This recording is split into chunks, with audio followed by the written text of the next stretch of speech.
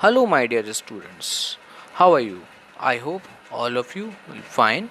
And today we are going to start chapter 9 of History Class 8, that is Social and Religious Awakening in India. तो जैसे कि आप अपनी screen पे chapter का टाइटल देख सकते हैं और चैप्टर जो नंबर है वो 9 है बच्चों, हिस्ट्री से. So I am going to tell you now how what is the topic of this chapter. इस चैप्टर में हम क्या क्या पढ़ने वाले हैं बच्चों. ठीक, तो देखिए यहाँ से जैसे कि चैप्टर के टाइटल से ही आपको समझ में आ रहा होगा, इस चैप्टर में हम सोशल और रिलीजियस अवेयरनेस के बारे में पढ़ने वाले हैं इंडिया में कि during the British time social यानी कि सामाजिक है ना, और रिलीजियस अवेयरनेस कैसे क्रिएट हुई हमारे इंडिया में. ठीक, तो अब इसके कुछ टॉपिक्स हैं वो मैं बता देता हूँ जो हम इस चैप्टर में डिस्कस करने वाले हैं. पहला, जो वुमेन की कंडीशन क्या थी इंडियन सोसाइटी में. दूसरा, कुछ सोशल ईविल थे जो कि हमारी सोसाइटी को बहुत बुरी तरीके से जकड़े हुए थे, है ना. उन सोशल ईविल का नाम क्या है, देखिए सती प्रथा है ना, position of window and window remarriage है, चाइल्ड मैरिज है और फीमेल इन्फेंटिसाइड है ना. तो सती प्रथा आप सभी इसके बारे में जानते होंगे बच्चों. पोजीशन ऑफ विडो है ना, विडो का मतलब क्या होता है, विधवा. तो विधवा की क्या पोजीशन हुआ करती थी इंडियन सोसाइटी में, है ना. और विधवा की रीमैरिज, ये एक एक्ट आया आगे चल के, तो इसके बारे में भी हम पढ़ेंगे बच्चों इस चैप्टर में. चाइल्ड रीमैरिज, ठीक, तो चाइल्ड की भी मैरिज करा दी जाती थी, मतलब 18 ईयर्स के अगर आप नहीं होते थे फिर भी इंडिया में आपकी मैरिज करवा दी जाती थी. तो बच्चों ये होता था चाइल्ड मैरिज. फीमेल इन्फेंटिसाइड है ना. ये सारे टॉपिक्स हैं, ये सारे सोशल ईविल हैं जो इंडियन सोसाइटी को घेरे हुए थे उस समय. तो हमारी इंडियन सोसाइटी की कैसे अवेयरनेस क्रिएट हुई, क्या क्या नियम आए जिनकी वजह से सोशल ईविल से हमने छुटकारा पाया. प्रमोशन ऑफ वुमेन एजुकेशन है ना, वुमेन एजुकेशन को कैसे प्रमोट किया. कास्ट सिस्टम के बारे में बच्चों पढ़ेंगे इस चैप्टर में. कास्ट सिस्टम बहुत इंपॉर्टेंट पार्ट है हमारी सोसाइटी का. अगर हम इंडिया की सोसाइटी के बारे में, सोशल कंडीशन के बारे में पढ़ रहे हैं और हमने कास्ट सिस्टम नहीं पढ़ा तो वो सारा काम बेकार है ना. तो कास्ट सिस्टम एक इम्पॉर्टेंट फैक्टर है ना. क्या सोशल रिफॉर्मर्स, कौन कौन से सोशल समाज सुधारक, सोशल रिफॉर्मर मतलब समाज सुधारक, तो अलग अलग समाज सुधारकों का अलग अलग रोल रहा, ठीक है, सोशल अवेयरनेस क्रिएट करने में. ब्रिटिश रूल का क्या प्रभाव रहा इंडिया में, ठीक, और Indian constitution and British system and sorry caste system. तो इंडियन कॉन्स्टिट्यूशन और कास्ट सिस्टम कैसे प्रिवेल हुआ, ये सारी चीज़ें हम बच्चों इस चैप्टर में डिस्कस करने वाले. बने रहिए इस वीडियो के लास्ट तक, है ना, और हम डिस्कस करने वाले हैं ये सारे टॉपिक्स इस चैप्टर में. So let just start the first topic of this chapter now. Students, आपको जैसा पता है कि इंडिया में कॉलोनाइजेशन किया ब्रिटिश गवर्नमेंट ने. तो जब ब्रिटिश गवर्नमेंट ने इंडिया में कॉलोनाइजेशन किया तो वो अपने साथ वेस्टर्न कल्चर लेके आया, यानी कि पाश्चात्य संस्कृति, पाश्चात्य मतलब वेस्टर्न कल्चर संस्कृति लेके आए, ठीक. और इसकी वजह से इंडिया में न्यू अवेयरनेस क्रिएट हुई और इंडियन सोसाइटी में काफ़ी ज़्यादा बदलाव आया, ठीक. तो देखिए इंडिया की जो रूट थी कहीं ना कहीं वीक की ब्रिटिशर्स ने, ये हम सब जानते हैं. हमारी जो संस्कृति पर प्रभाव पड़ा है ना, हमारे जो कल्चर पर प्रभाव पड़ा वो ब्रिटिशर्स की वजह से काफ़ी ज़्यादा प्रभाव पड़ा, ठीक है ना. हम अपना कल्चर छोड़ के ब्रिटिश कल्चर की तरफ भागने लगे, ये बात तो बिल्कुल फैक्ट है. वेस्टर्न कल्चर की तरफ हम लोग भागने लगे, ये सबको पता है. लेकिन हम यहाँ पर ये भी कहेंगे कि ब्रिटिश कल्चर की वजह से हमें कुछ फ़ायदा हुआ, जैसे कि कुछ सोशल लीवल के बारे में मैंने बात की थी, सत्य प्रथा के बारे में बात की थी, है ना, विडो पोजीशन के बारे में बात की थी, है ना, विडो रीमैरिज के बारे में बात की, child marriage and female infanticide, और इवन हमारा सबसे इम्पॉर्टेंट जो हम देखते हैं कास्ट सिस्टम, ये भी एक सोशल ईविल है. तो इन सारे सोशल ईविल को वीकन करने के लिए जो वेस्टर्न कल्चर था या जो ब्रिटिशर्स था उनका भी एक इम्पॉर्टेंट रोल था. इसके अलावा काफ़ी सारे रिफॉर्मर्स रहे, है ना, समाज सुधारक रहे जिन्होंने अपनी भूमिका इसमें निभाई. तो आज हम फर्स्ट टॉपिक अपना स्टार्ट करने वाले हैं बच्चों. तो फर्स्ट टॉपिक जो हमारा है वो है position of women in Indian society. The topic is position of women in society. So 19th century से इंडियन जो सोसाइटी थी काफ़ी ज़्यादा उसने सोशल ईविल को फेस किया, जैसे कि सती प्रथा, female infanticide and child marriage.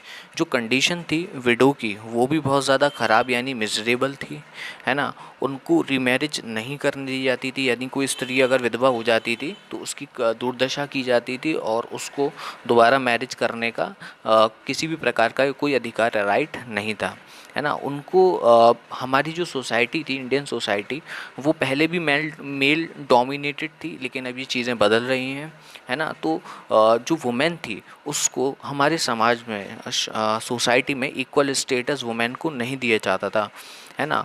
तो इस समय there are many social reformer, तो काफ़ी ज़्यादा सोशल रिफॉर्मर इवॉल्व हुए, समाज सुधारक इवॉल्व हुए, काफ़ी ज़्यादा थिंकर्स इवॉल्व हुए, है ना। और उन्होंने इस सोशल ईविल, जितने भी सोशल ईविल हमारे समाज में चल रहे हैं, उन सारे सोशल ईविल को ख़त्म करने के लिए अलग अलग रिफॉर्म्स अलग अलग समय पर किए, है ना। तो हम अब उन कुछ रिफॉर्म्स के बारे में यहाँ पर पढ़ने वाले हैं कि कौन कौन से सुधार हमारे समाज में किए गए।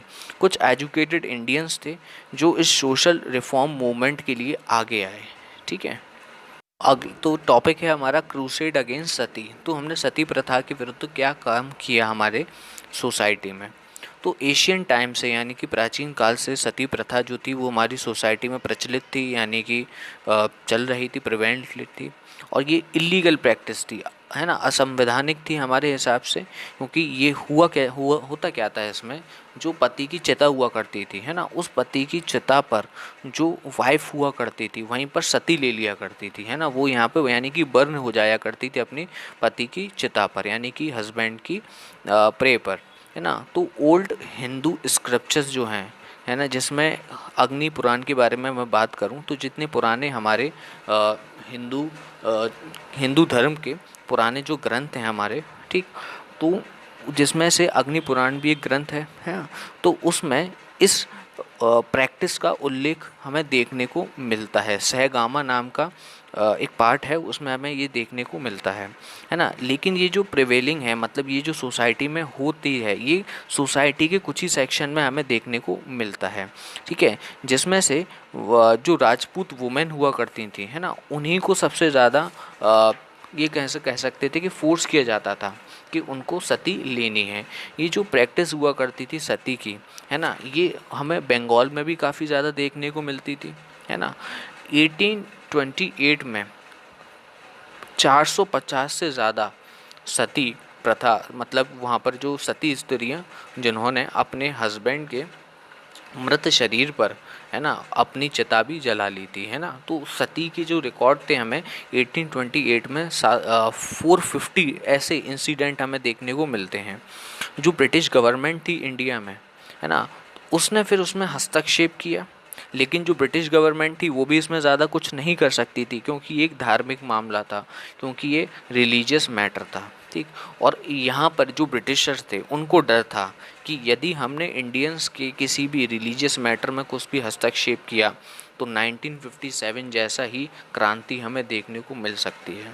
लेकिन हमारे समाज में कुछ समाज सुधारक हुए, जिसमें से राजा राम मोहन रॉय का भी एक नाम शामिल होता है, बहुत बड़ा नाम आता है ना। तो जिन्होंने बहुत अच्छा अपना रोल किया और इस प्रकार की इन ह्यूमन प्रैक्टिस के खिलाफ उन्होंने काफ़ी कुछ लिखा और काफ़ी कुछ समाज में सुधार किया, है ना।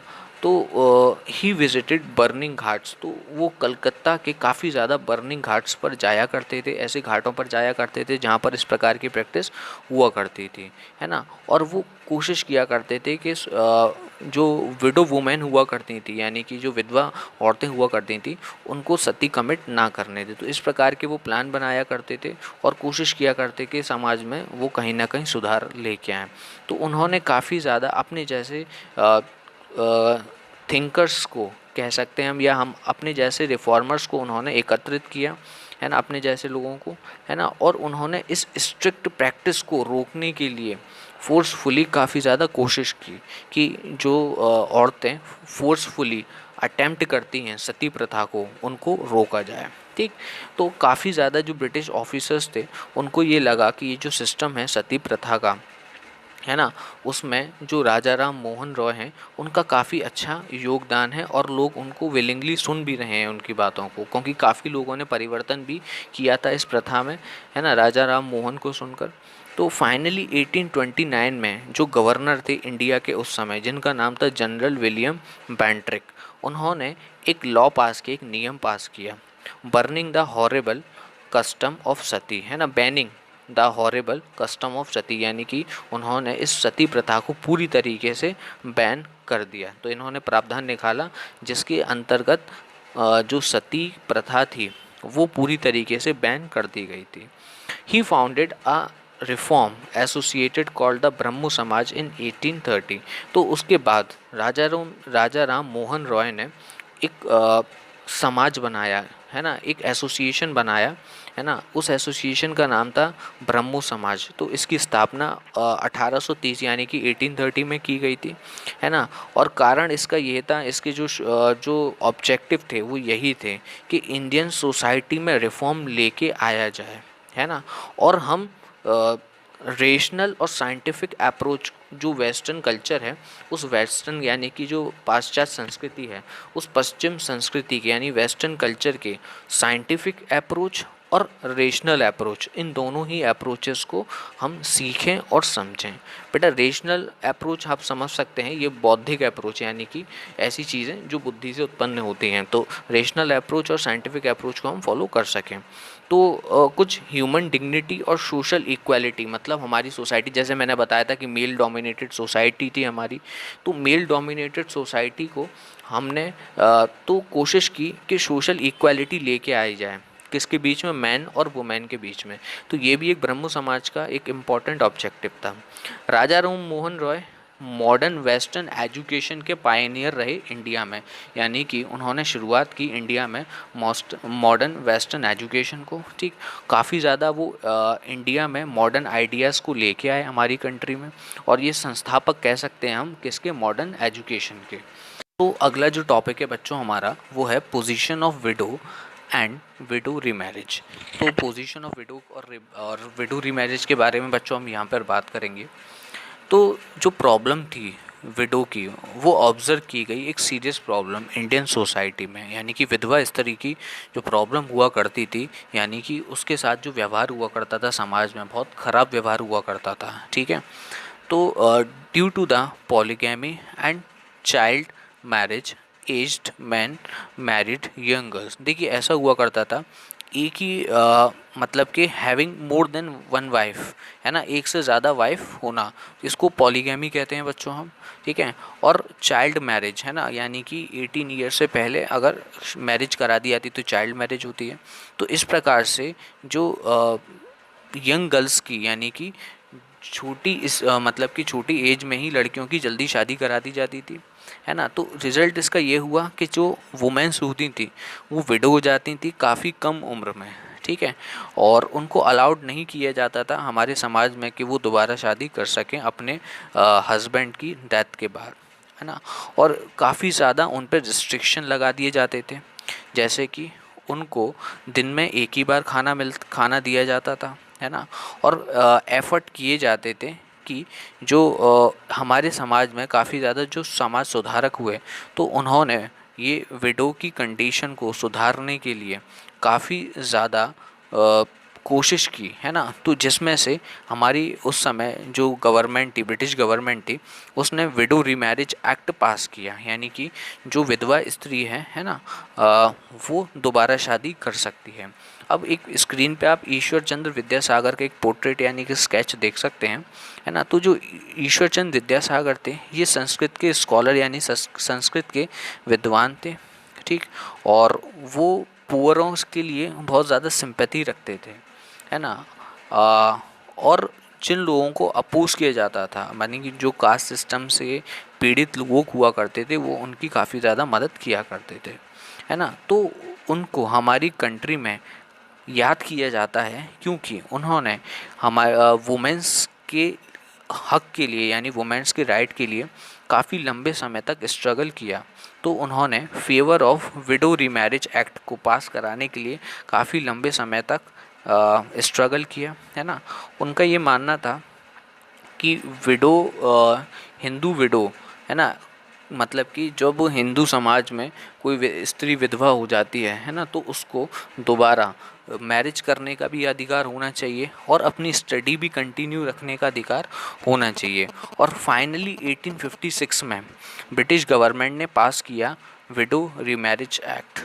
आगे चलकर 1874 में राइट टू प्रॉपर्टी एक्ट भी पास हुआ है ना, जिसमें विधवा स्त्री को हस्बैंड की प्रॉपर्टी में कुछ अधिकार देने की बात रखी गई है।